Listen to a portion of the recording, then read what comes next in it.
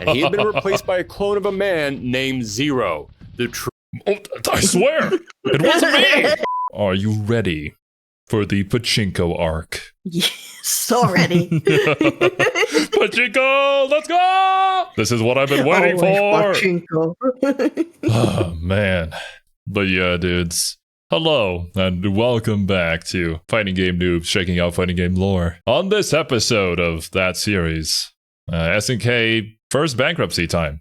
Apparently multiple times, too, from what I've heard from the comments. First bankruptcy time is a statement. Yeah, SNK has been having a rough time of it as of late. Things have been looking up recently, thankfully. And I mean, the games are really good, so I'm glad for them. Anyways, dudes, as per usual, make sure to go support Thorgi. He's an awesome dude. Link to that, top of the description, like always. And let's get into this. Oh, that's not a good sign.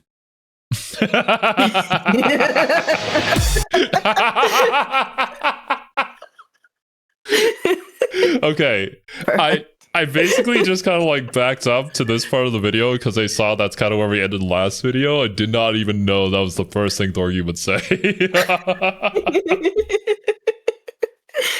Perfect.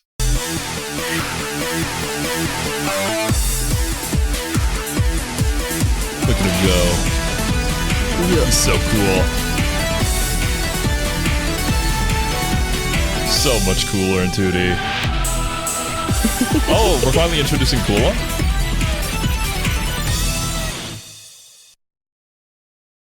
So, hey, you know Hi. how all this time I've been hyping up each of these games and talking really positively about them? Well, that's because I've been trying to capture the excitement that players were feeling. And the fans were excited. SNK was continuing to knock it out of the park for them. But behind the scenes, it was a very different story. You see, SNK had been bleeding money for a while now, and I've heard a lot of people try to pin this problem on one decision or another, but truth is, there were many reasons for SNK's financial troubles. For starters, SNK had seen most of their success from fighting games. They had kind of flooded the market with them. But in the late 90s, the arcade scene was starting to die down, and the arcade scene was where fighting... SNK literally died because the arcades died? Oh, that's so sad. I mean, that makes sense, but yeah, that is unfortunate. We felt like we were putting our eggs in so many different baskets, but ultimately it was tied to the one big egg of arcades actually being a thing. Damn. Heck, even SNK's non-fighting game hits like Metal Slug were still games designed primarily for the arcades. So SNK was seeing their biggest market dying. And to their credit, they tried to expand into more single-player home-based games, none of which really worked. Did you know they made a weird RPG starring Athena? I've been sitting on that info for years, and I've desperately been looking for an excuse to bring it up. Was that a dinosaur? Secondly, it was towards the end of the 90s that the video game landscape was starting to change. You see, SNK saw great success in Japan and many other countries around the world, but they never really caught on in the US. That was a market that they could just never crack. Well, around this time, video game sales in America, especially video games on home consoles, were going up. Way up. Yeah, I think definitely the Western market shifted towards home consoles a lot more. But I believe when Silver went to Japan recently, he talked about how the arcades over there were kind of packed and there's still a very lively community there. So I guess that's just a cultural thing, yeah. Meanwhile, in Japan at this time, game sales were starting to drop. I mean, it wasn't crashing or anything, but money was going down. Cafes are things you hear a lot more about in countries like Japan or Korea. It's like, it's not really a thing here. Oh, yeah, like, I'm sure there is one somewhere, but like, it's not something that people just go to. Yeah, that's a fair point. Like, over here in Thailand, that is a pretty common thing. But it's definitely not as big as over in Korea, I'm sure, in Japan. But while I was living in America, I didn't even know of the concept. It's more like, I think you just gotta go to Starbucks and use the Wi-Fi there. Like, that's kind of your internet cafe thing. But yeah, it's not really the same experience. It is. Yeah. This market. And the place where the money was now starting to flow was the one place on the planet SNK couldn't get a foothold. Next up, SNK's arcade cabinet, the Neo Geo MVS, had tech that was shockingly easy to pirate. I'll get into this a little bit more later, but SNK's arcade cabinets weren't built for individual games, but rather for cartridges that you could swap in and out. But SNK never really came up with a good copy protection program for these cartridges. It was super easy to just copy and spread them around, so even if you saw an SNK arcade cabinet out in the wild, SNK themselves might not actually have been making any money off of it. And lastly, according to Yasuyuki Oda, essentially SNK was just spreading themselves too thin and they were trying too hard to imitate other successful studios. He specifically called out the Neo Geo CD and the Hyper Neo Geo 64 for adding to their collabs because those two systems cost SNK a lot to make, and they were just inferior versions of other consoles, so nobody wanted them. Which stinks because it means there are games unique to each of them that will never be ported to anything because of how poorly they sold, and because the Neo Geo 64 was such a weird console, it's next to impossible to even emulate games on there. So... Yeah, that is certainly the downside with SNK really like trying to innovate on so many different things, having so many different projects currently going on. But they never really focused in on one thing and had that be like their money maker. So it kind of just became a domino spiral of like the funding got kind of lost in their main source of income and it just trickled down into everything and they couldn't recover it. Yeah. Yeah, because of the changing marketplace and inferior hardware, SNK was suffering. Oh yeah, they also opened up a string of amusement parks that were huge money pits, including this one in Tokyo that featured an animatronic band made out of SNK characters. This is real! Is that fucking Terry on the drums? Iori and fucking Kyo as lead guitarist? What am I looking at? Wasn't Iori canonically a bassist or something like that? I don't remember. Yeah. He was in a band.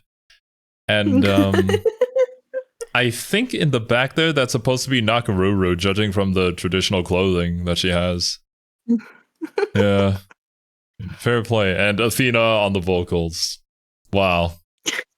We really had many ideas at SNK. We were truly innovating. Did they ever stop to consider what I want now? Yeah? Give me SNK Five Nights at Freddy's. I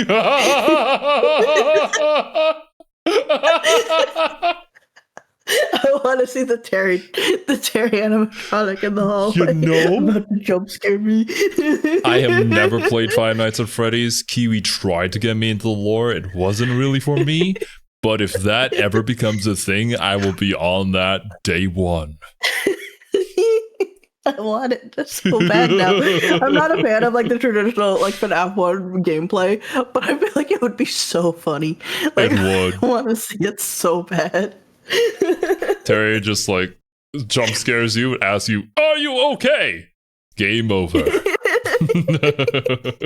And I can't imagine why nobody wanted to pay to see this thing. And so, in January 2000, after several years of declining sales, SNK was purchased by Aruzi, a Japanese company that specifically made pachinko machines, and they were arriving to save the company. Much in the same way that a vulture arrives to save an injured animal in the desert. Yes, they announced a pachinko. I hate this. Like, obviously they have to make it seem like it's a positive thing, but I have seen far too many like obscure gacha games that I actually kind of like get bought out and just become like a cash cow for another bigger company and just put in like indefinite they hiatus. Buy them, they're like, we're gonna get as much money out of it in the short term and then just kill it. Like it's not meant to be a long-term buy. Yeah, we're heading into the downfall, but SNK still exists. There has to be an up to this somewhere. They're not just pachinko. They can get out of this. That they would be launching a whole line of pachinko machines based off of SNK games, and that was it. They had zero plans of making anything else. Luckily, King of Fighters 2000 had been in development since July of the previous year, so they couldn't exactly cancel a game halfway through its development. But they were sure picking away at everything else that they could. Yes, Aruzi began making sweeping cuts across the board at SNK. Firing employees, shutting down their arcade sites, and the worst example of it all to me, the poor Neo Geo Pocket Color. These days, most people think the Neo Geo Pocket Color failed because it wasn't able to compete with Nintendo. And while yeah, the Game Boy did consistently outsell it, it was still making a profit for SNK. A profit from outside of the arcades, a market which SNK desperately needed. But it wasn't a pachinko machine, so Aruzi forced them to terminate it after only 1 year. Yeah, these were not cuts made just because SNK was low on funds. Aruzi was flat out trying to sabotage the company. And then... Basically, yeah. I did see, however, that you can actually play these Neo Geo games and they're available on Steam as ports. Oh, nice. Like SNK, cool. They're really good at making sure that all of their games survive the test of time. The biggest tragedy in video games is because they're so dependent on hardware, right? Is lost media. Because there's so much lost media in video games. Because it's not like a movie where you can just kind of like push it forward into the next generation. When you lose that hardware, it gets really hard to keep pushing that forward. Yeah. It's really tragic, honestly. SNK is really good about making sure that their titles survive. And Kane and I did play 98 Ultimate Match, like, I think 2 weeks ago. And that was some of the funniest shit ever. Getting to see Brian do his like little helicopter move and throwing basketballs at Kane. That was funny. Perfect. The big shoe dropped. Only a few months before KOF 2000 released, Aruzi closed down all of SNK's American and overseas branches. Bruh. To say this was bad would be an understatement. The only hope that SNK employees had was that their bosses, who still had some pull at the company, could step in and stop This happened in Aruzi. 2012, though, which means Gangnam Style was right there to like lift things up. Is 2012 just Gangnam Style year to you? I didn't even think about that, but yeah, that was when it became popular. In 2012. Oh my goodness. Oh wait, that's right, I forgot. Their bosses left the company earlier that year, leaving all the employees to fend for themselves. Because that's the type of story this is turning out to be. Yes, this was the first time in the game's history that the producer and founder of KOF, Takashi Nishiyama, was not on the development team. As in March of 2000, he actually left the company and founded his own studio, Dimps, which would go on to be involved in several big-name titles, including Street Fighter IV, which reunited that series with the man who helped to create it. They would also go on to make the Rumblefish, which I am really only mentioning right now so I have an excuse to play this title screen. The Rumblefish. The Rumblefish. Oh, I can't. I think this is a fighting game Serby would be very interested in learning about. For no particular reason. You can't win me over just by slapping a fish on something. Oh, we'll see. Standards. Can't wait for the day we get to do a retrospective on Rumblefish. It's just going to be an hour of me playing that one screen over and over again. But Nishiyama wasn't the only major face at SNK to leave around this time. Aikichi Kawasaki, the founder of SNK, disgusted at how Aruzi was just going to let the company die, left and That is a company owner. Like, no question. along with 5 other SNK devs, founded the company Breezasoft, who you will need to remember for later. Point is, not only was the new boss stripping the company for parts, but all the old bosses were leaving left and right. This was like when your friendly local market gets bought out by a big faceless corporation just so that they can take all their stock and shut them Junez? Every day's great at your Junez. down. Yeah, morale was pretty low on this game, but somehow the team was once again able to come together and hit their deadline. If there was one compliment you have to give SNK, it's these guys could keep working at 100% no matter what was going on. The building could be on fire and they will still get the game out. Wait, that manatee? That seems like it could be like the perfect meme. Like, we need to make that into a GIF to use on the Discord. Manatee is just there. Oh no, I've been turned into a pachinko. So considering it was looking like this could possibly be the final King of Fighters, did they go out on a high note? Let's finally delve into this game and see. In the years since the last King of Fighters tournament, K-Dash and Maxima have been traveling the world taking out secret nest sites. Hydern has been following them and has been convinced by his longtime friend Ling that these two are really terrorists and they have to capture K-Dash and Maxima as they hold the key to finding Nest. Now our two heroes are on the run from both sides of the law when, as if on clockwork, the invitations for the new King of Fighters go out, and much to everyone's shock, K-Dash and Maxima are listed among the officially invited fighters.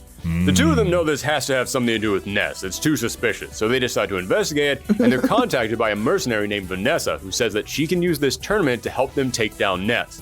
What they don't know is that Vanessa was really an agent working for Ling in an attempt to bring these two in. And she wasn't the only one. Ling had another agent working under him named Seth, who had set out to investigate a league of assassins known as the Hizoku, or in English, known as the Flying Brigands. The leader of the Hizoku, Ron, has kind of awesome. I kind of like the look, and I'm a bit sad that he's not in 15.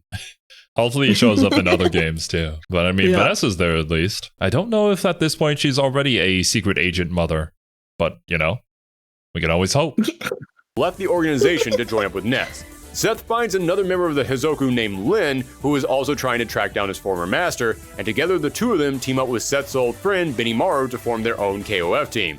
This is a great example of how much more story-focused the Ness Saga was, because not only did they have this huge Illuminati-style criminal organization trying to take over the world, we now got a subplot revolving around a Raj Al Ghul-style League of Assassins. Oh yeah, and there's also the whole Kinzu Dragon Spirit thing going on. Geez, this wasn't a story mode, this was a universe. But that was the setup for the major element of this story. So, who was joining the battle this time around? Well, there was Team Hero made up of K-Dash, Maxima, and Vanessa, as well as Vanessa's old colleague Ramon. Vanessa is a boxer, and she's easily my favorite boxer in any fighting game. Heck, for that matter, she's one of my favorite female characters in general in fighting games. She's confident, she's clever, she throws down with amazing sprite work. SNK was great at putting so much personality in their sprites, and the fact that Vanessa hits her opponent so hard, she actually makes her own hand sting, I love that. Incredible. Seeing that little bit of animation made me go, oh, this character is cool. Also, so many fighting games try to make all their female characters young, energetic high schoolers or in their early 20s. Vanessa was in her 30s, she was married, and she had a kid. At this time— Hey, let's go! She's already a mom! That's what I'm talking about, baby! That is something I kind of wish for from anime, where we can maybe move away from the high school setting. Like maybe we could like go to college. That's part of the reason I enjoyed Kaiju number 8 so much, honestly. Just adult characters. I know the manga finished it, but could be nice. I love Kafka. Yeah. Yeah, I enjoyed Grand Blue simply because it was set in college. Just a bunch of college students getting drunk all the time. Like that was hilarious. Yeah. I'm with you. I'm real tired of just the high school. Like, I feel like so many of the stories that want to get told and are set in high school, it's like this would just be so much better aged up a little so bit. Much more interesting. All these stories you want to tell would be way better if these characters were just a little bit older. I mean, maybe that's just coming from our perspective as we've aged up, but I genuinely think that there are so many more things you can do with like a college setting as opposed to a high school setting. A different part in life, like also fulfill a different niche, tell a different story, because there's only so many high school stories you can tell. I'll be honest with you. No, I agree. I am secretly hoping, well, it's not really a secret now since I'm saying it in this video. I want Persona 6 to be set in the college, like university level. Oh, that would be so good. I would love that so much, honestly. Me too. I doubt it'll happen, but I would love that. I wish. It's not going to, but I wish. Wait, no, we've said it in a video, Serby. Can we manifest? Can we manifest destiny? College Persona 6. Yes. Please, gods, listen to me. Now in 2 weeks, the Persona 6 trailer will come out, and then they'll be in college. I believe it. And it's, yeah.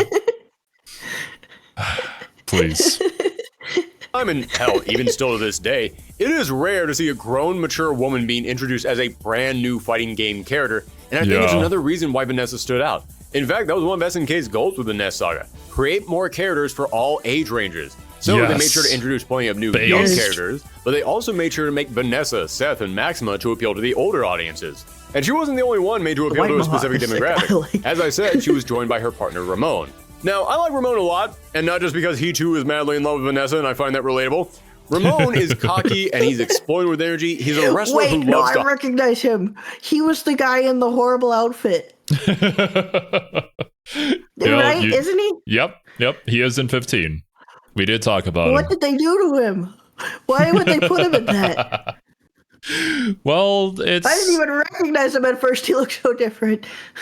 I don't know. I mean, it had a purpose. It was flashy, but I do feel like all around 15 just kind of was a downgrade to their designs.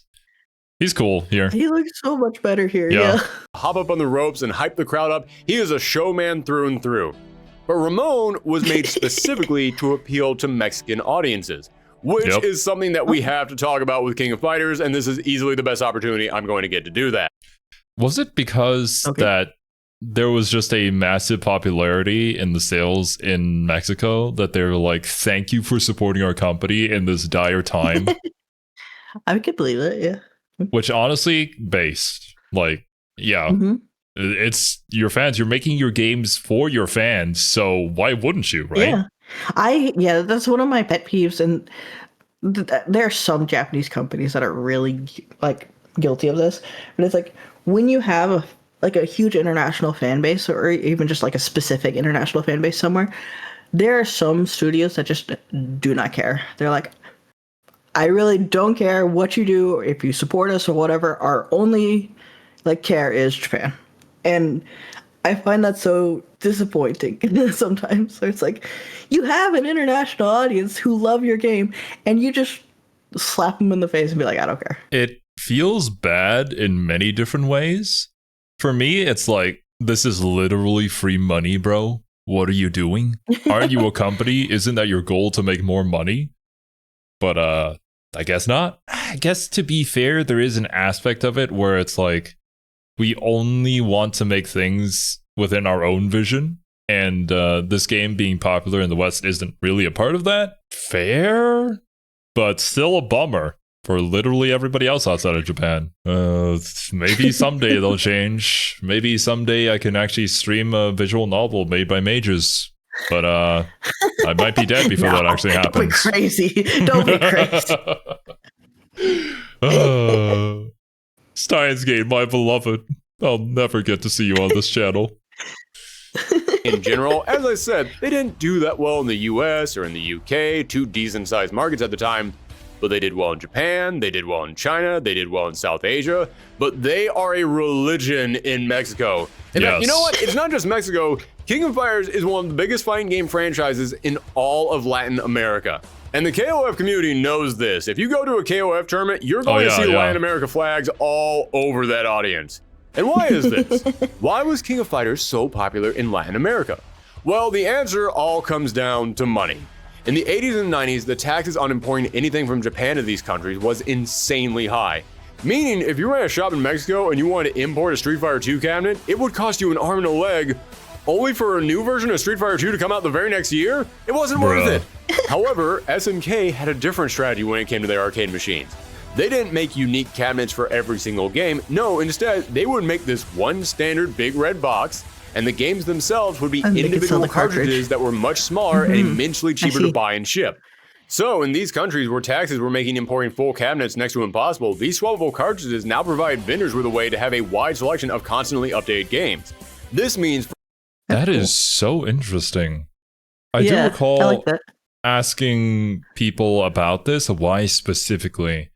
Like, there seems to be so many different aspects to it of why this happened, being like the whole cultural thing, and obviously here being easier to buy. It all just combines together to create the phenomenon that is KOF being popular in Mexico. I was gonna say, South America in general, it's like they always end up with like something super specific, and they just are the biggest, most diehard fans of that particular piece of media. And it's like, even like the fans of this media outside of the South America space will be like, yeah, those fans down there, they're crazy. They love this. Like, they're in a completely different league. It's awesome. It's like, there's just a couple of specific things, because I know like Dragon Ball's another one of those where it's like they're just I was going to mention that fans of it. And it's awesome. I don't know. It's intriguing to see how it came to be such a core part of the culture, you know, that so many people grew up with this, that basically everybody kind of knows about it. Just so like, yeah, rampantly widespread that all of them just share that same passion. Yeah. Which makes it just so big. For an entire portion of the world, King of Fighters and SNK games weren't just replacing Street Fighter or Mortal Kombat and Tekken. No, they were replacing pretty much all arcade games. So, for having their bags for all these years, SNK wanted to celebrate this audience by creating Ramon. Next team was Team Benimaru. Yes, after all these years of being the supporting character for the game's protagonist, Benimaru finally became the leader of his own team. As I said earlier, he was joined by Seth, a big heavy-hitting secret agent, and Lin, an assassin who fought with quick jabs and poison, and filling out that fourth spot was the returning Shingo, who I can only imagine must feel very out of place with a team made up of secret agents and assassins. This guy went from being the goofy fanboy of the series to now working side by side with actual killers. This poor kid was in way over his head. Next up, Team Fatal Fury returned with Terry, Andy, and Joe, but now Mai was swapped out with Blue Mary, and just like how I said I was happy to see Mai finally join Team Fatal Fury because she was a big part of the series, and seeing her and Andy together just made sense, same goes for Blue Mary. She's a big character from these games, and her and Terry should have been on team long ago. I don't know how Blue Mary ended up on... Well, we do know exactly how she ended up on that team, but she really shouldn't have. Yeah. Just makes sense. Wait, the boss of this game is called Zero? I love him. He's the greatest boss ever. Team Art of Fighting was now Ryo, Robert, and Tagama, but Yuri was gone, and in her place was King, the first time that she ever left Team Women Fighter. Team Ikari Warriors remained unchanged from the last game, as did Team Psycho Soldier and Team Korean Justice. And lastly, Team Women Fighters saw some pretty significant changes as Mai was now the leader, and she'd assembled together a team of Yuri, Kasumi Toto, and a brand new character, Hinako Shijo, a young, shy high school girl who looked small enough that a gust of wind could blow her away, and yet she was an expert sumo wrestler. I guarantee you, if you did not already know who this character was, you had no idea how that sentence was going to end. Yeah, her fighting style might contrast her appearance, but there's a reason for that. Originally, she was going to be a brash, aggressive tomboy who also used sumo, but the designers ended up hating this idea, so instead, they decided to take her in the exact opposite direction and decided they wanted to make her as fancy and dainty as possible, but still have her be a heavy-hitting sumo wrestler. Sorry, I got distracted. Who was that cutting character, though? The what? There. Foxy? Who is that? I don't know. Have I seen her? Did we see her last time? I'm pretty sure we did. Isn't she from the same clan as the other Wiggly Arms dude? With I don't remember. The hair thing.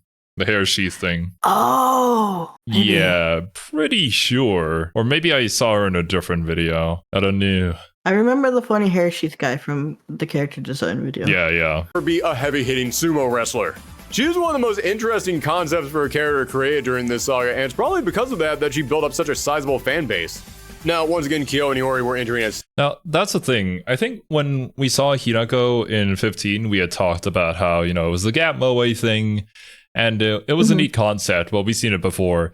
When she was introduced, that was probably like one of the first few characters in all fighting games to be like this. So... Yeah. I can definitely give it that. It's probably much less overdone at that time. Single entry fighters, but there was one other playable character that you could unlock. You see, like in most King of Fighters, there would be a sub-boss that you would fight before reaching the final boss. That's Rumble, but the way this sub-boss was implemented was very different.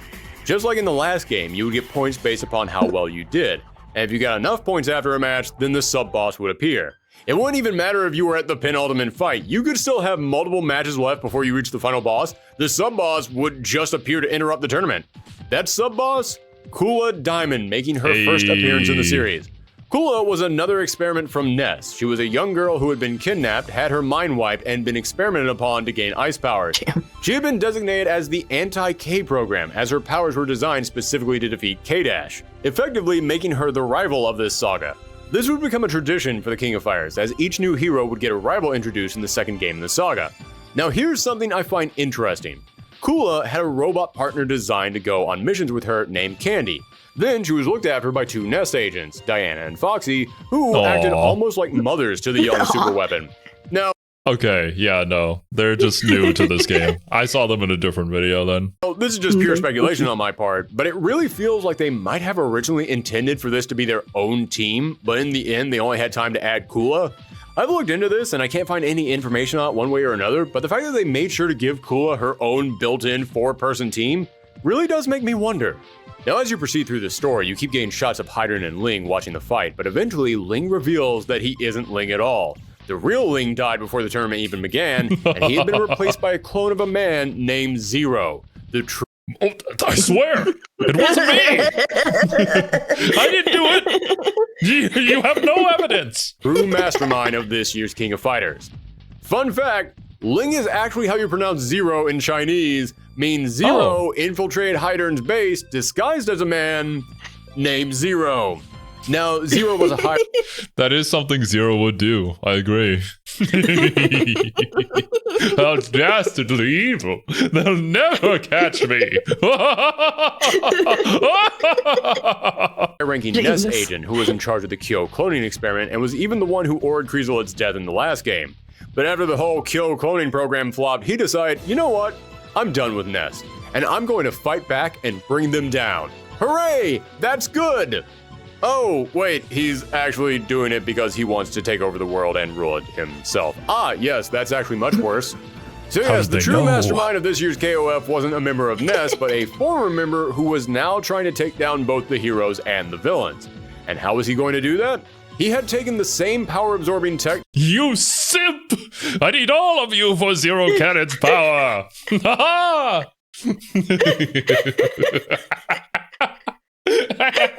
Screenshotting that's beautiful.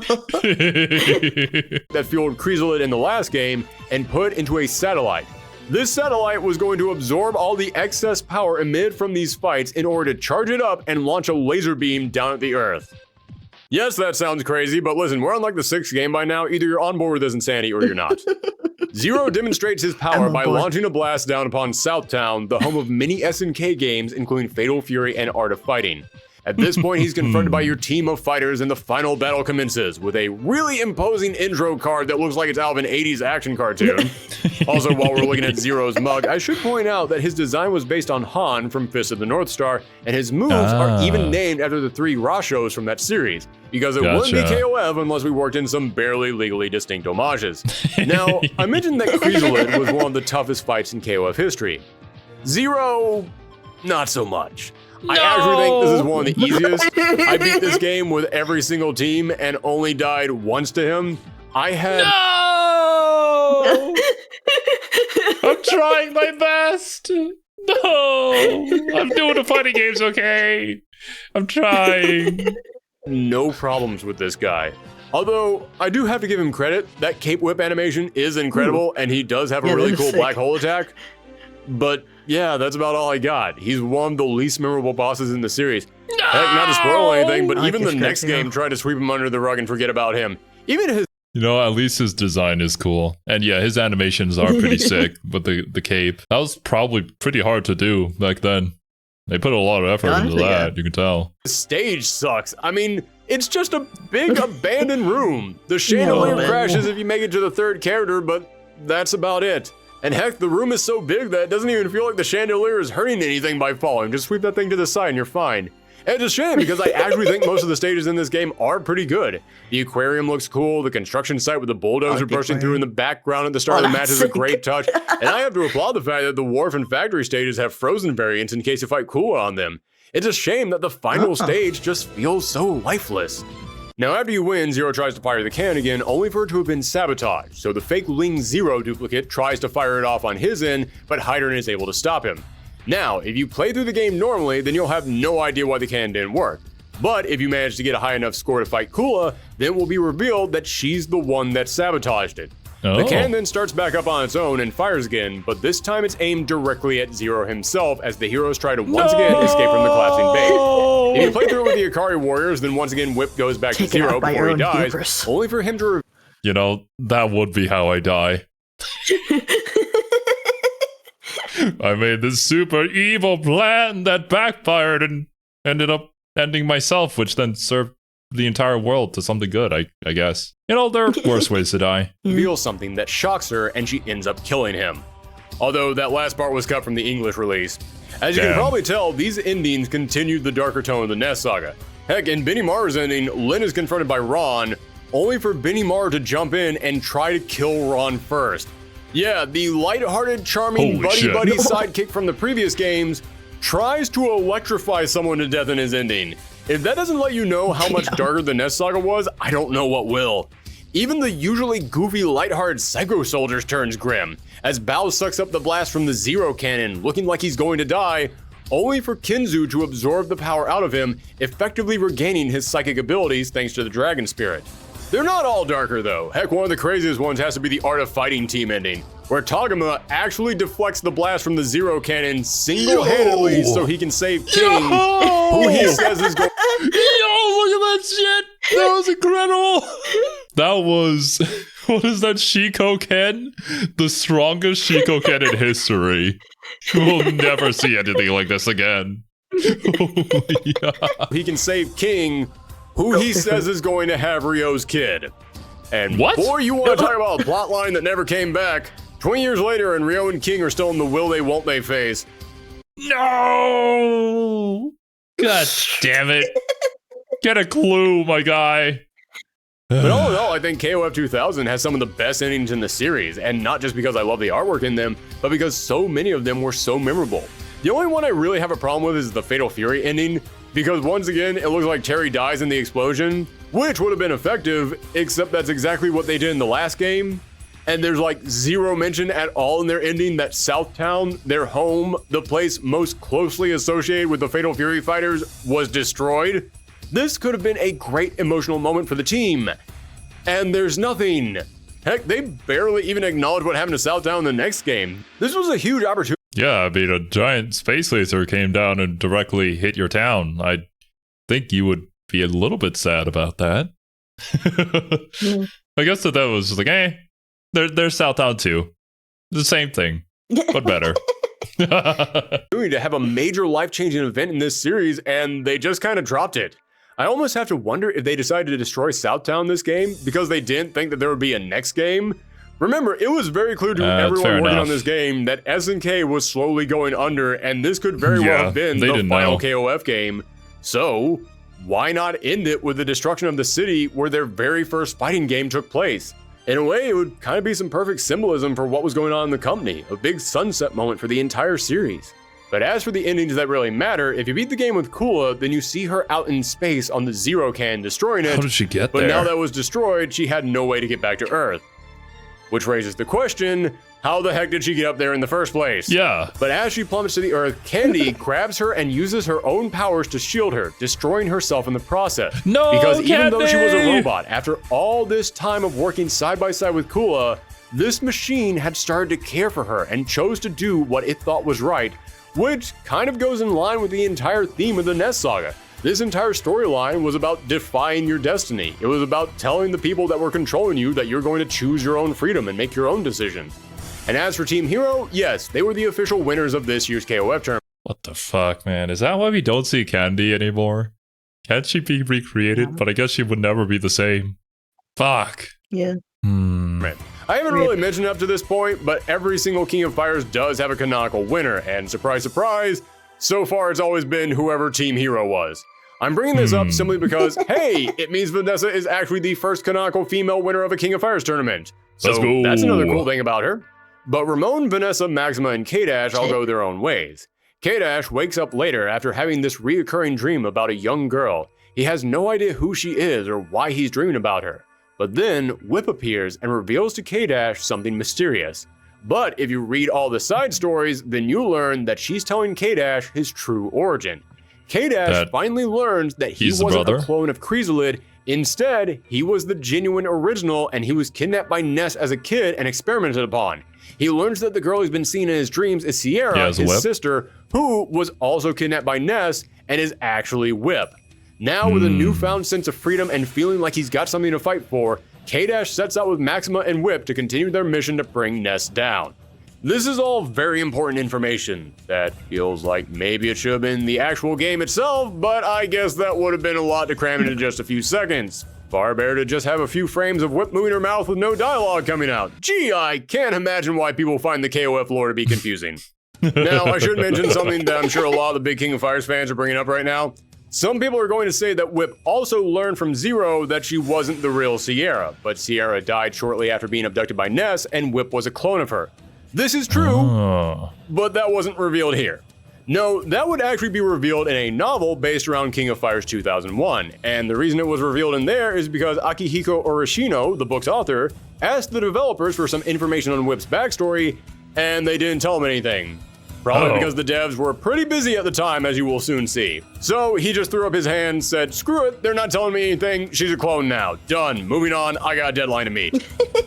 You know what? Valid, right? Fair enough. If they're not going to tell you, I mean... That almost feels like the same situation with the manga creator for Yu-Gi-Oh, who not knowing like how to play card games, so he just like made stuff up until it actually ended up working out somehow. Yeah, fair enough. Yeah. I wonder how many stories out there actually, how many like popular series came to be because somebody just started making stuff up because the higher ups didn't tell them anything. Lots of them, I'm sure. Oh, certainly. And after that, SNK was like, well, I guess she's a clone now. Don't get me wrong, I'm sure that at one point that was on the table as a possible origin story for Whip, but considering her interaction with Chrysalit in the last game, it kind of implies that she wasn't a clone. So, yeah, when your company is collapsing and you're still trying to craft a story around annual releases while producing mangas and light novels and audio dramas all fleshing the story out, eventually some wires are going to get crossed. So, okay, I know I've been covering the story elements for a while, but it's time that we finally get race swapped.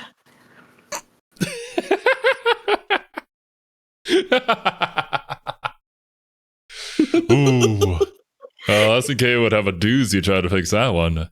But it is possible. It has happened before. For those of you who maybe don't know what we're referring to, it's the whole Psylocke origin story with the Marvel comics. That was, if you guys are interested to learn about that, we do have a reaction video on it. It was crazy, man. Communication between authors, it can end in wild places. Got to the fighting part of this fighting game. Just speaking of the general combat, it feels smoother and more polished than King of Fighters 99, and nowhere is that more clear than with the strikers. Previously, the only way that you could summon a striker out was for you to just stand there and leave yourself wide open as you announced your striker's presence. Oh, it was clunky and it felt pointless to the overall flow of the combat. But now you could actually summon out a striker while doing something else. You could summon them out while moving, you could summon them out while attacking, and it didn't stop your action. Meaning now you could actually summon them in for an assist attack that could successfully combo off of whatever action you were already doing. Sure, some of the moves were still unbalanced, but this felt so much better than the last game. This actually felt like an interesting mechanic that could lead into some good combos if you knew what you were doing. Which of course I don't, I'm bad at fighting games, you all know that, but this made me feel like I could do something cool if I did know what I was doing. But here... It's really just that feeling that you need. That's how I felt playing BB Tag. It's like, yeah, I know that I could do something really cool here if I was just better at the game. But there's the possibility, the infinite possibility. Someday, if I keep practicing, I'll get there. Hell yeah. Yeah. Way better than just being like, oh, this is just a gimmick that doesn't do anything for me, and there's no reason for me to use it, actually. Here's where it got really nuts. They decided to spice up the striker system in another way, because now, not only could you call on your fourth teammate for an assist, but every single character now had at least one alternate striker you could call out. Meaning that in addition to having over 30 characters you could play as, there were also over 30 striker-specific characters. Holy shit. Yes, as the company was crumbling down around them, the devs thought, you know what? How about we give ourselves a ton of extra work? But hey, I get it. As I said, everyone was pretty sure SNK was going under, and many of these alternate strikers were characters from other SNK franchises. So it was pretty clear that they were adding all these additional characters into this game because this could very well have been the end of this company. The last so this was kind of their last chance to really celebrate the history and catalog of SNK. And so... You know, that's admirable. It's all like, oh, the company's gonna die. We're just gonna make something and let it be done with so we can move on to something else. They actually put in the effort. They cared about it. Yeah. Like, it was important to them, and they wanted it to go out the best that they could do, even if it didn't have any actual, like, benefit to them necessarily. Yeah. And I now present you with the alternate strikers from King of Fighters 2000. Or as I like to call it, the thing that is going to take up way too much time in this already super bloated video. K-Dash's alternate striker was another K-Dash. This was an alternate design for K-Dash that wasn't used, but many fans like to theorize this is what K-Dash would look like if he had never been experimented upon by Ness. Maximus is Rocky, not his friend Rocky, but a different Rocky, which was a robot from the beat-em-up game Robo Army. Ramon's is Duke Edwards from the beat-em-up Burning Fist. Vanessa's is Theo from Metal Slug. Benimaru's is another Benimaru. Again, this was an early scrap design for Benimaru. Literally another Benimaru. Shingo Striker is cosplayer Kyoko, an original character made just for this game, and basically the idea is that, like Shingo, she's another huge Kyo fan who likes to cosplay as him. Let's go. And it's actually kind of adorable. This was not her only appearance. She would go on to appear in the background of stages in later games. She would be a transformation for Kyo in SVC Chaos, and she was a scrapped playable character for SNK Heroines Tag. No, she was scrapped. No. Damn, no. But I mean, if she did become a character, I'm sure there would be plenty of cosplayers out there who would love to cosplay as this. I'm sure there are. I'm sure there are real Kyokos out there right now. Team Battle, I can't believe I have had to mention that game twice now within the span of this retrospective. Lynn Striker is Aiji Kisaragi, Seth's is Goro Daimon, Terry's is Geese Howard, Andy's is Billy Kane, Joe Higashi's is Duck King, and Blue Mary's is Ryuji Yamazaki. Those were fairly simple. Let's get weird again. Ryo's Striker is Kaede from the super underrated SNK fighter Last Blade. That game is great, and we will totally do a retrospective on it one day. Robert Garcia's is another Robert, who, unlike another K-Dash and another Benimaru, was not an early design for Robert, but instead is Robert in a gi who taunts because he is actually a reference to Dan Hibiki from Street Fighter, because Dan Hibiki from Street Fighter was made specifically to make fun of Ryo and Robert Garcia. King Striker is King Lion, the villain and one of the bosses from Savage Rain. Tagama Striker was Guy Tendo from Bariki 1. The Ikari Warriors all got Orochi-themed strikers, with Leona, Ralph, Clark, and Whip getting Gainitz, Yashiro, Shermie, and Chris respectively. Athena got Gaz Athena, the character from the original adventure game Athena, who of course served as the inspiration for Athena. I hope that wasn't too confusing. Sai Kinzu Striker was Psycho Soldier Kinzu, a version of Kinzu dressed to reflect how he looked in the original Psycho Soldier game. Bow Striker was Kaoru Watabe, who finally stopped cheerleading the Psycho Soldiers from the side and actually jumped into the fray now.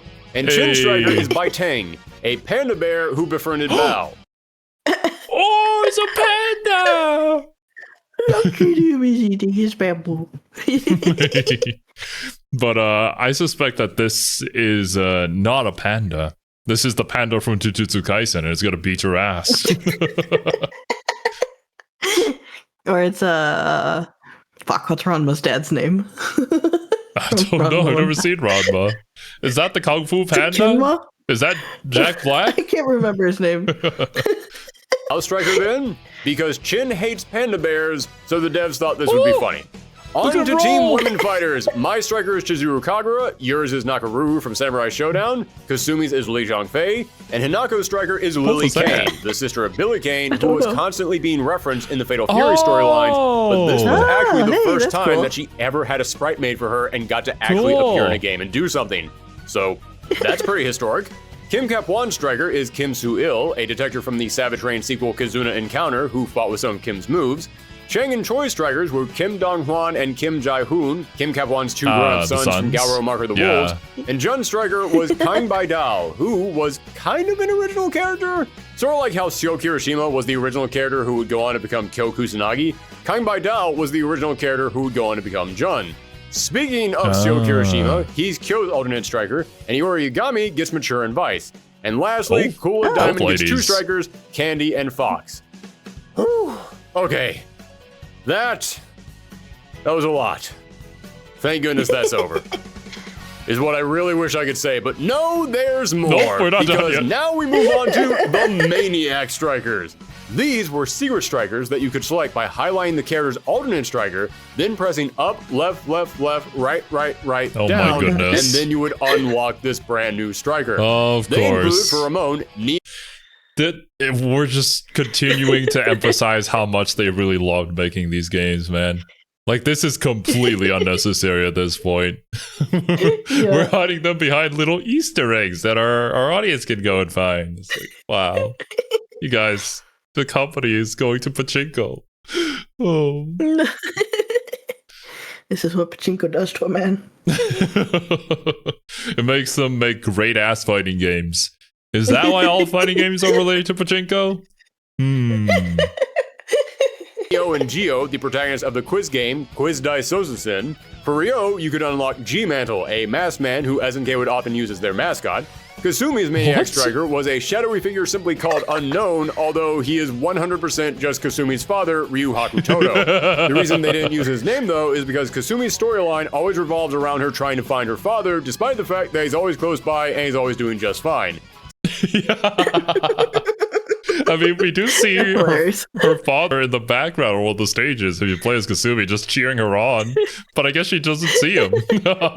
So they called him Unknown to lean into the joke that he's standing right there and Kasumi doesn't realize it.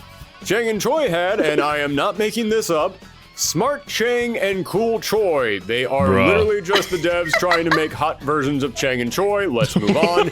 Kyo's Maniac Striker. How do you make Freddy Krueger hot? What?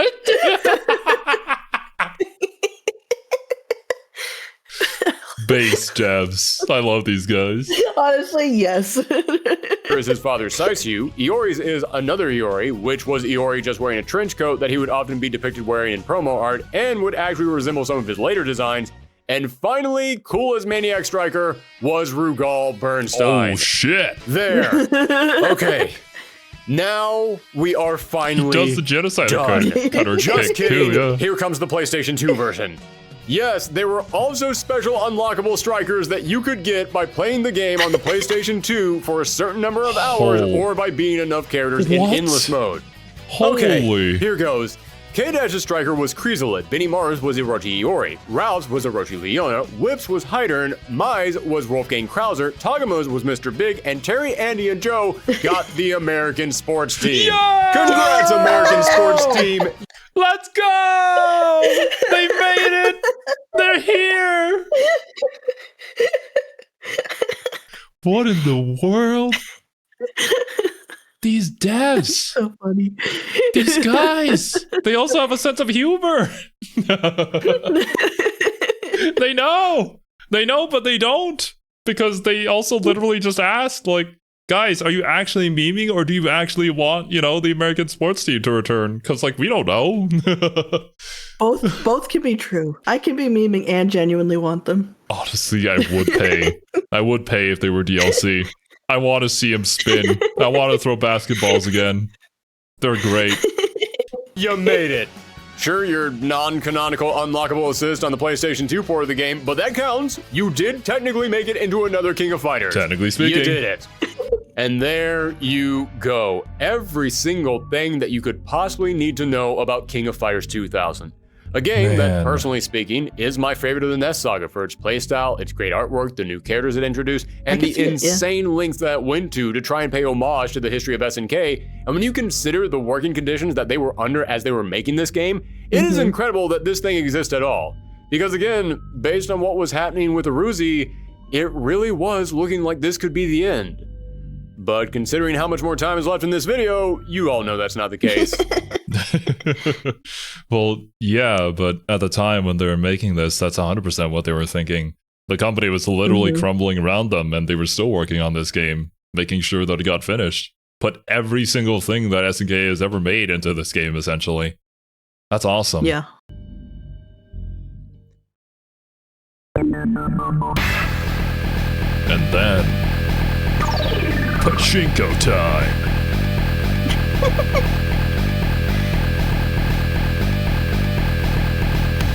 You think they did that Guilty Gear and just put a whole bunch of lore in the pachinko? I'm almost certain. Important lore and new characters that will never show up in the main game.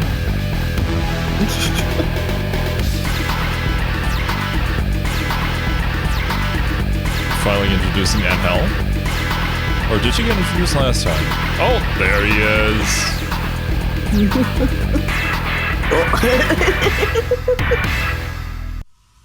SNK's business continued to decline after the release of King of Fighters 2000, with Aruzi shutting down even more parts of the company, and with many long-staying creators leaving to go to other developers, such as Toyohisa Tanabe, one of the original directors of King of Fighters, leaving and taking several other devs with him to go and work at Capcom. At this point, almost nobody was left at the company, and SNK would officially file for bankruptcy on October 22nd, 2001, closing its doors by the end of the month. Then 1 month later, King of Fighters 2001 was released. How? What happened? Oh, the company's bankrupt, but we're still going to be working on our games. What do you mean? What? Yeah. These guys. How? Yes, even with its parent company collapsing, King of Fighters still lived on. Just now under a new home. Korean gaming company Eolith had taken over the franchise for this installment. How did that happen? Okay, you're all going to have to bear with me on this because man, does the timetable get wonky at this point, and a lot of the behind-the-scenes details have never been revealed. But I would like to thank an anonymous viewer who sent me a link to an interview with the Japanese gaming company Interbrain in March of 2001 that did clarify one detail that had been bugging me. You see, when SNK went bankrupt in October, they put all their franchises up for sale so that way Aruzi could shove even more cash into their duffel bags before parachuting out there like DB Cooper. So I had always wondered how the heck someone was able to buy the game in October, then put out a new installment in November. Well, according to this interview, negotiations to purchase the rights to King of Fighters had already begun in August of the previous year. Yes, just 1 month after King of Fighters 2000 came out, Aruzi said, "Hey, are you guys done with that game? Great, get the hell out." Again, Aruzi... Holy shit, Aruzi really did just like buy, sell, throw away. God. Yeah, like, honestly. This isn't even like Guilty Gear where they're like actually like trying to make money with the pachinko machines, right? Yeah. You know, this was just a like asset flip, literally 100%. He was trying to strip the company for parts so fast you could practically hear them ripping the carpet off the office floor. So yes, they made the deal to hand King of Fighters off to Eolith, who won the series because of how popular it was in Korea. But while Eolith did have experience making games, they knew getting a brand new installment of this legendary series out within a year would require more muscle and familiarity with the series than they had. Oh, if only there was another gaming company out there that had recently been created and was full of developers who had experience with King of Fighters and they were willing to take on the workload. Oh, hello, Breezasoft! Hey. Yeah, remember them? Yeah, well, I guess it comes into play. You leave, you make a new company with literally all the same people. Yeah, might as well. That SNK's founder, Aikichi Kawasaki, created along with 5 other SNK devs after they left due to the way Aruzi was running the company. Yep, Eolith needed someone who they felt could handle a KOF game. So, who better than the people who had been making KOF games? But don't think this means that Eolith was handing the game right back to the SNK team. No. Eolith paid for KOF. They were still going to dictate how this game got made. And their big vision for KOF 2001 was that this needed to be a return to form for King of Fighters. They were worried that fans would be nervous about the series swapping over to a brand new developer, especially a developer in a completely different country. So they wanted this King of Fighters to feel like the most King of Fighters that ever King of Fightered. And you can totally see that all over the place. For starters, just look at the stages and the color patterns. As I said numerous times, that's the first thing I noticed is the stages. It's a lot brighter, let's say. They're also much more alive than they have been in a while. Yeah. Well, the OG KOF was like, there was so much movement actually in the backgrounds. Yeah. And it started slowly diminishing. I mean, a lot of the stages were still really cool, but I kind of missed that. But yeah. It wanted to feel like these heroes were on secret missions to take down the evil cartel, so many of the stages felt dirty and grungy. They felt abandoned, like these fights were happening in secret. Not anymore. Yeah, no, here they're on stage, there are girls in bikinis dancing in the background, guys with an entire band playing. Yeah, this is a tournament, all right. We were now back to the Orochi Saga style stages. We were in front of big, huge cheering crowds with giant KOF banners, and there were TV cameras and announcers blasting footage of this thing all over the world. In fact, speaking of those stages, there were 7 regular stages in total. Brazil, China, Italy, Japan, Korea, Mexico, and the US. In case that sounds familiar to you, it's because outside of England, that's the exact same stages that were in the very first King of Fighters.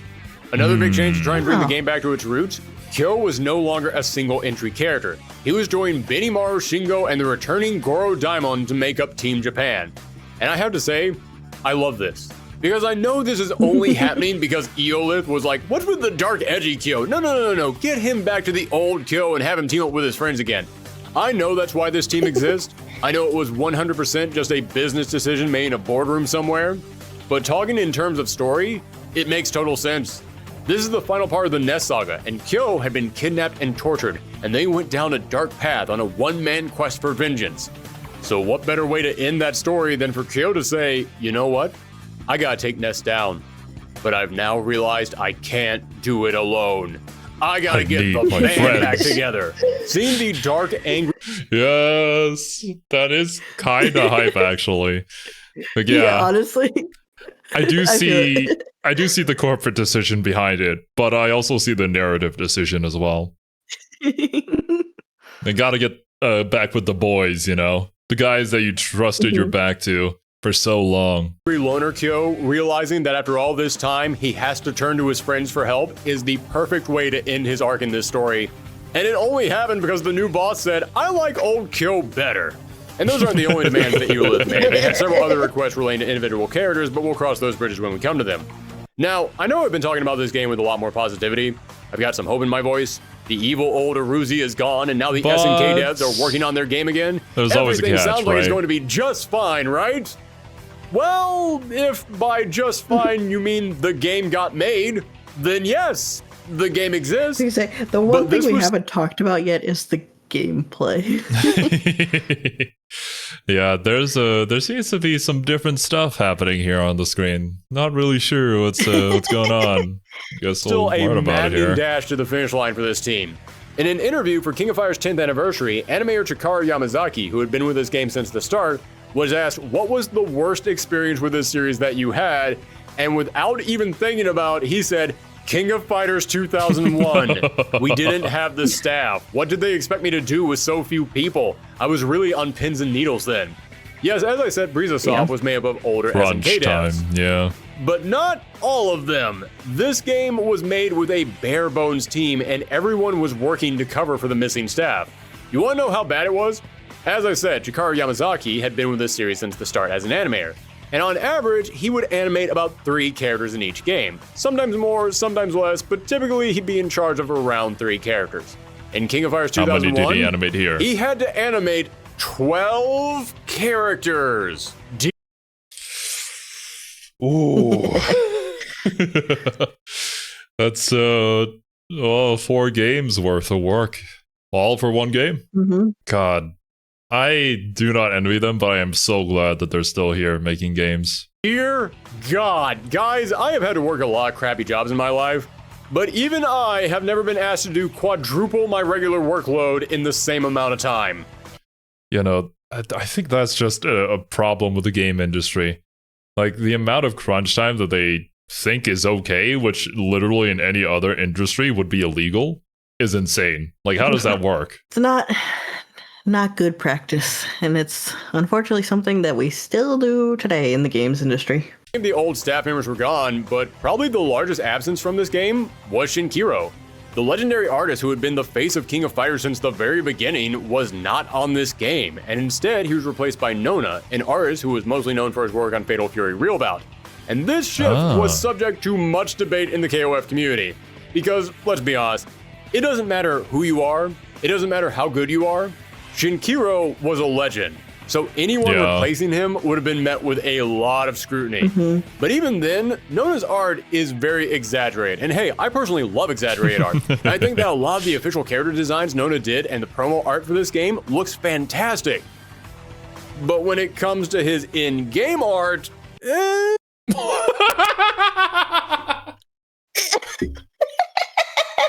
Beautiful. What is She's that? never looked better. What is that? That's mine. Don't you recognize it? No! That's clearly somebody cosplaying as Mai. I think of the episode of One Piece right after the time skip when the crew meets the people who've been impersonating them. I haven't seen that episode, but I have seen GIFs of it. I know what you're talking about. Yep, it's that. Just close enough, but not quite. Yeah, some of it doesn't look that great. I mean... Oh, what is that JoJo pose? What's up, Stooges? Too much for you, eh? If somebody came up to me and said that, I would say they were too much for me. Please go away. Well, that rhymed. Oh, well. Okay, that being said, I do think the promotional art was cool. Especially that Kula Diamond art. I think that was the one I specifically showed Serby, too. Back when we were looking at like all the older designs for Kula. That one looks a lot cooler than what she looks like in 15. unfortunately. So I wish 15 was good, but whatever. But yeah, it's a different style, and you have really big shoes to fill. Like, I'm not gonna hate, but that my artwork was pretty funny. Like, I think we can all agree on that. Leona,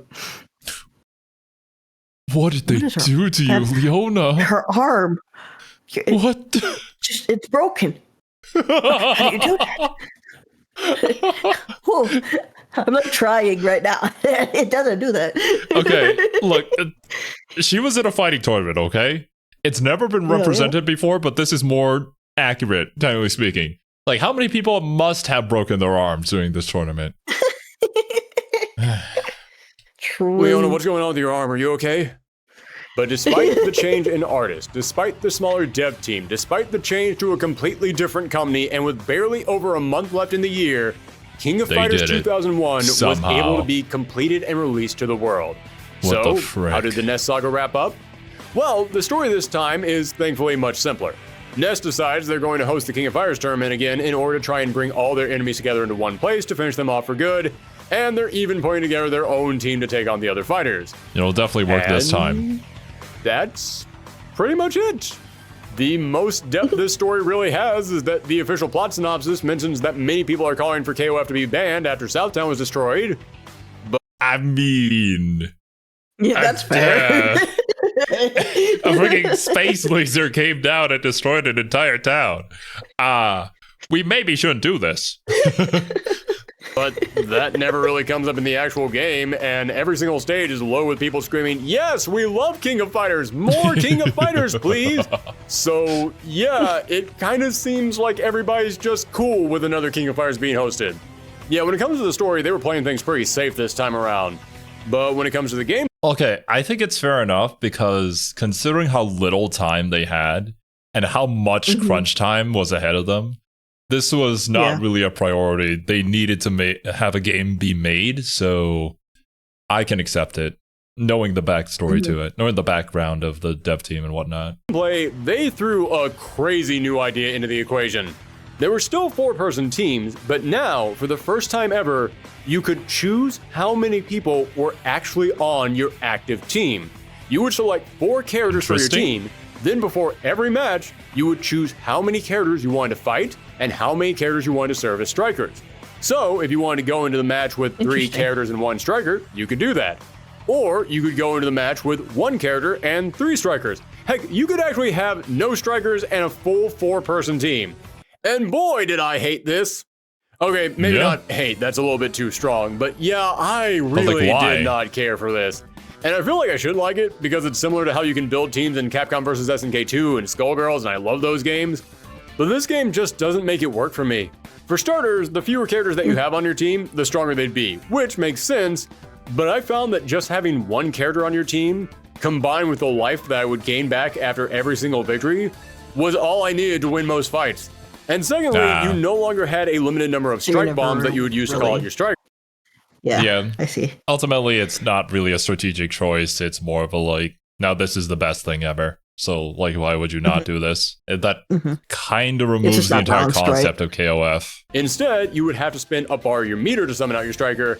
And personally, I didn't really think that many of these strikers actually felt good enough to warrant giving up an entire bar of meter. Why wouldn't you just use your super? Worst of all, speaking of your meter, the more characters you had on your team, the fewer meters you had access to. If you had a team of 4 characters, you would only have 1 meter to use on supers. So in other words, the more characters you had on your team, not only the weaker they would be, but the fewer resources they would have access to. It is an interesting... I mean, if you're going in with 4 characters, then you're basically planning to die? Which, I don't think is a great plan. At all. Interesting idea, and the general combat itself still feels good, still feels just as good as it did in the last game. But yeah, I just found the single character teams to be way too unbalanced if you were going up against a team of 3, and the strikers were definitely a step down from the last game. But now it's time to finally see what teams would be joining the big climactic fight against Nest. Time. Team Hero was made up of K-Dash, Maxima, and Whip, continuing where they left off in the last game, now being joined by Lin, continuing his search for Ron. I already mentioned Team Japan was Kyo, Benimaru, Shingo, and Daimon, who now actually had his newborn son with him in his intro animations. So that's what the tiny little baby was in the promotional art. I didn't mention it then. I did notice it. I was like, what is that? But yeah, we moved on from it. Why does he dresses exactly like his father and he rolls away at the beginning? It's hilarious. In the team's official story, it hinted that Daimon left King of Fighters because he didn't want to compete now that Kyo was going down this darker road. But I'd like to think they took the time off so they could be with his new kid. Speaking of Kyo, the 3 secret agents from the last game, Seth, Vanessa, and Ramon, realizing that they had been used by Zero and now with their old boss Ling dead, decided to enter the tournament to try and bring Nest down themselves. But they would need someone strong on their team.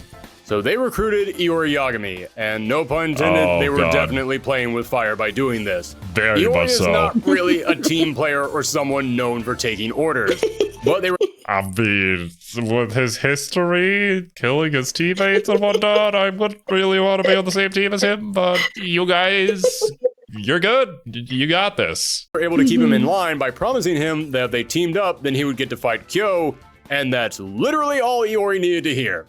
Iori really only enjoys 2 things in life: killing Kyo and making plans to kill Kyo. Next up, Team Fatal Fury is the same as the last game, Terry, Andy, Joe, and Mary. Although it is worth pointing out, in the team's backstory released on the KOF website, it appears Southtown is just fine. The story shows Terry chilling and playing basketball with a bunch of orphans in the park. I'll just retcon that real quick. Maybe you could say these kids are all orphans because of the attack on Southtown, but the story itself sure doesn't. It doesn't even act like Southtown was attacked at all. I'm not kidding, I had to check 3 different sources to make sure Southtown was really destroyed in the last game because it never comes up again. I seriously do believe that either Eolith didn't like the decision to destroy Southtown and they told the team to just undo it and never mention it, or the developers did it thinking that KOF 2000 would be their last game and that they would never have to bring it up again. I mean, both are very only plausible, for them to get another game and realize, oh, we don't really want to bring this up again. But I'll tell you what they did bring up. Rock Howard. Hey. Yes, in Terry's victory animation, a young Rock Howard, Geese Howard's son and Terry's future protege from Galro Marker the Wolves, comes running in to strike a pose beside his hero. And in Aww, that's so cute. Yo, my goodness, this is the best thing ever. I actually love that, yeah. In case you're thinking, SNK never confirmed that was Rock Howard. Here's the promo art from Nona. Not only does he have Rock's haircut, he's got his trademark red eyes as well. That is totally Rock Howard. 100%. And if you're wondering, but wait, Terry adopted Rock Howard in the Fatal Fury timeline after Geese died in Fatal Fury Real Bout. But that never happened in the King of Fighters timeline. So, how is Rock here? Yeah, it's never explained. It is confirmed in later games that Terry did indeed adopt Rock Howard within the King of Fighters timeline. That is canon, we know that did in fact happen. But how that happened is never addressed. But considering the series of... it's like in the Somnium Files, when Mizuki's dad is just like, you know what, I'm kind of a shitty father, why don't you just take her? He's just like, you know what? I can't do much with this. You can have him, Terry. Terry's like, okay. And thus he became a father. What a Giga Chat. Terry Bogard. Events from the last game. I'm just going to say that when Southtown was attacked, Geese Howard, like many other Southtown residents, went missing and was presumed dead, and Terry adopted Rock afterwards. There. Like, at this point, you could just headcanon anything. I feel like this is 100% because the company went down. There wasn't really a whole lot of time to come up with stuff, so we just put in stuff that we thought was cool, and we'll let you guys figure out the timeline from there. That makes sense, and until SNK tells me otherwise, I'm sticking with it. Alright, let's pick up the pace a little bit. Team Artifying was once again Ryo, Robert, Yuri, and Tagama. The Ikari Warriors saw Ralph, Clark, and Leona now being teamed up with Hydern, which made this the very first time that Leona got to team up with her dad. Team Women Fighters was King, Mai, Lee Zhongfei, and Hinako. And Team Psycho Soldiers, exactly the same as the last couple games. Although it is worth pointing out, this is easily the biggest redesign Athena has gotten yet, receiving an early 2000s pixie cut, which really highlighted the change in style. Honestly, Nona was bringing. Pretty cute. I think it's cute. And I guess this is the origin of the balls, too.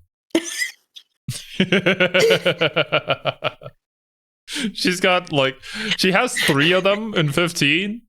But from the side angle, it only looks like 2, so it really did just look like chin testicles. Like, it's unfortunate, and I can't unsee it anymore after we mentioned it. into this game.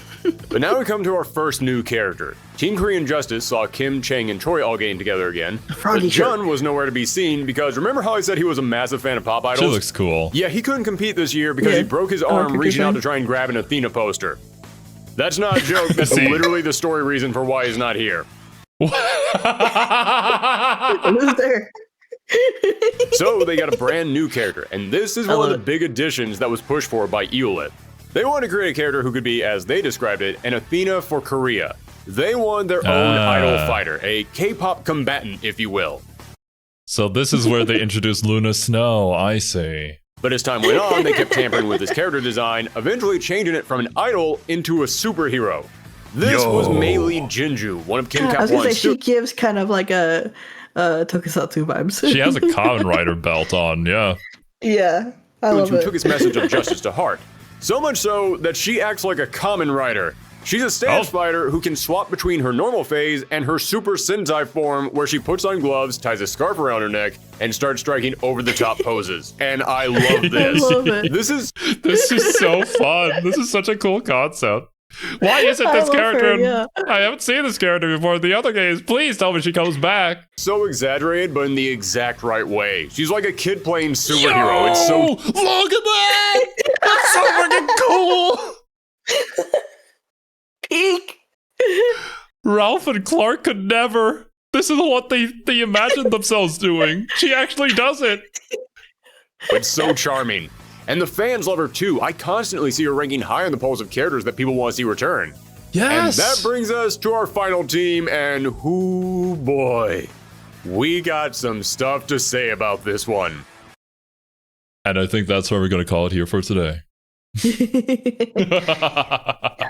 Cliffhanger. Cliffhanger! I'm sorry, my dudes, but we're running out of time here. Today, when we're recording this, is actually on Serbi's birthday. And they're about to do a birthday stream like in a few minutes after we end this recording. So yeah, we got a dip. But regardless, this was super fun. Always enjoy doing these. And so many cool new characters to get introduced to. Oh my, who could they be? We'll learn about them next time. But thank you guys so much for watching. Hope you guys enjoyed. Hope you have a wonderful rest of your day. And we'll catch you guys next time for more King of Fighters. Later, dudes. Bye-bye.